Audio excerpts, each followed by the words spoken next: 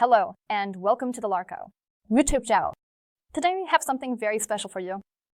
Two exciting classics that are coming back with a modern twist.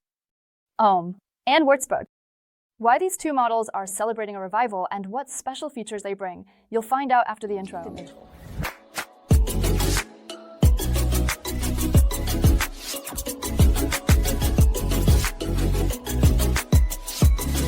Our talk today takes us mentally to the southern region of our country, specifically to Ulm and Würzburg.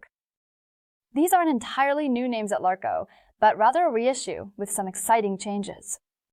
With me is Uwe Rücker, CEO of Laco. Glad to have you here. Yes, good day.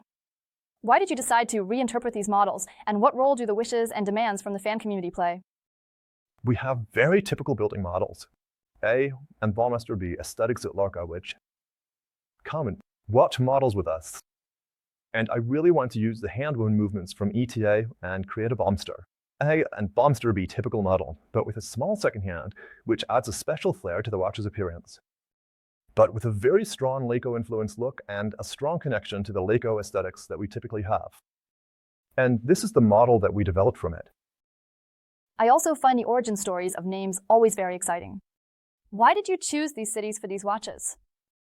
That's always a very exciting story, where we also have big discussions. We have a list of cities that we haven't used as pilot watch names yet. We always have cities that must also have an airport.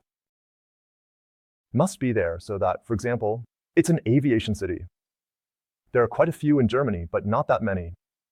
And eventually, the list gets shorter and shorter.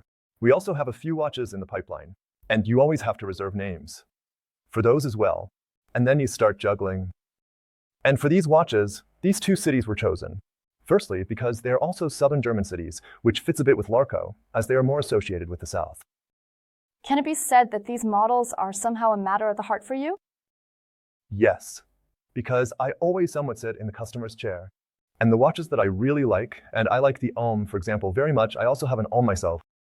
You have a special connection to them, even when they are in the collection. When they leave the collection, it always hurts a little.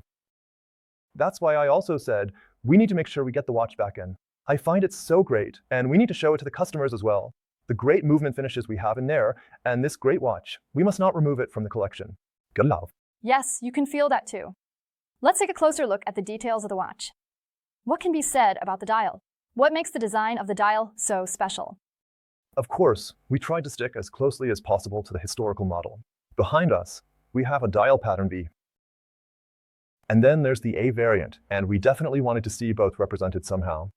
If it's a manual wind, which is also very typical for a pilot's watch, then it's important that they are very typical of pilot watch aesthetics.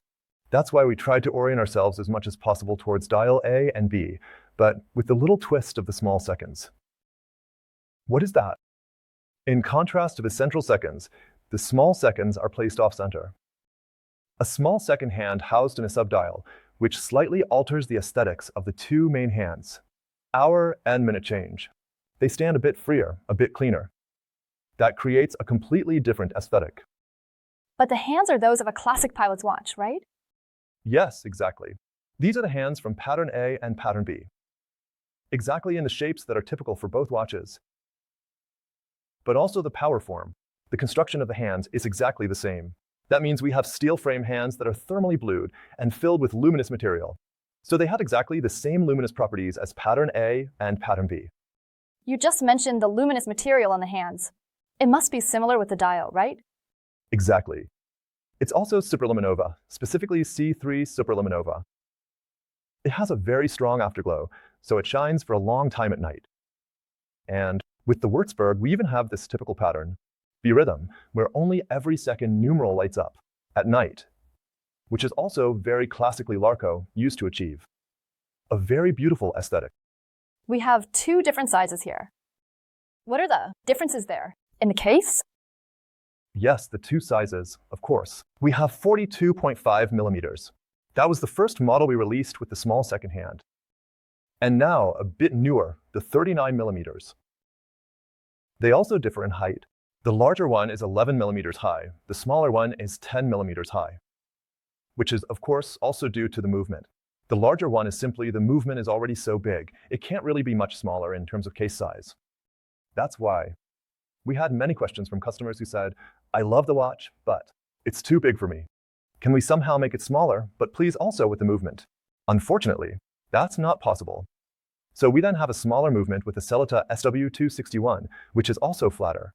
So we were able to reduce not only the diameter, but also the height. You just mentioned the movement as well. If we turn the larger watches over now, I think the movement is particularly interesting there. Yes, in both cases, with the small and the large ones, they are manual winding movements.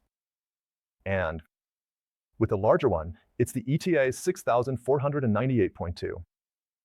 And thus a very impressive movement, even when you look at the large sapphire glass, which is almost as big as the dial side, the glass.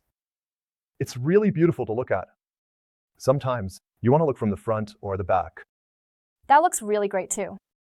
Let's take a look at the strap together. What can you tell us about it?